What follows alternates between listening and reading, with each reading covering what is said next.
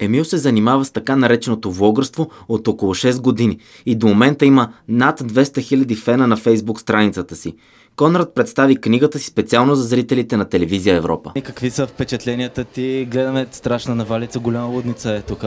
Впечатленията ми са, че не съм очаквал чак толкова много хора да проявят интерес към книгата и въобще да дойдат.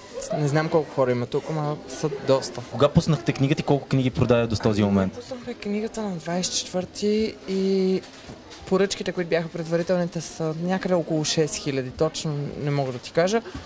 Но не знам, след днес вече ще знаем горе-долу. Много български писатели биха завидяли на Емил. Емил е явление. До този момент е продал хиляди книги, а турнето му тепърва започва. Има и нещо положително в тази история. Положителното е, че всеки един младеж ще прочете още една книга.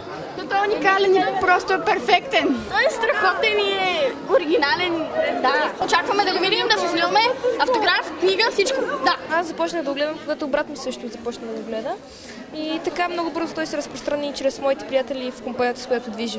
Той всъщност е много готин и бих казал, че би въодушевил много хора с тази книга и се надявам да продължава. На мен харесва неговите забавни видеота и как разправя за своя живот и неговите преживявания. Мен ми харесва, че нещата, които говори, може наистина да ни се случат и на нас и да знам как да реагираме в подобни моменти. Много е забавен и да, привлича вниманието на всички. Емил достъпен ли е? Може ли да се среща да говорите с него или? Да, аз се срещала няколко пъти с него и последния път се изплаши от мен. Трамвая. И какво? Какво си казахте? Общо взето се изплаши много от нея. Общо взето се изплаши от мен, защото аз почнах му обяснявам колко го обичам. Обяснях му за последния път, когато го видях, беше зелена тениска и дънки и той малко се изплаши. А последния път беше с Яке и Лила Суича. Той е звезда и е много трудно да се свърже човек с него. Аз съм гледала абсолютно всички епизоди по YouTube. Колко време според теб ще чакаш на тази опашка? Колко време би чакала?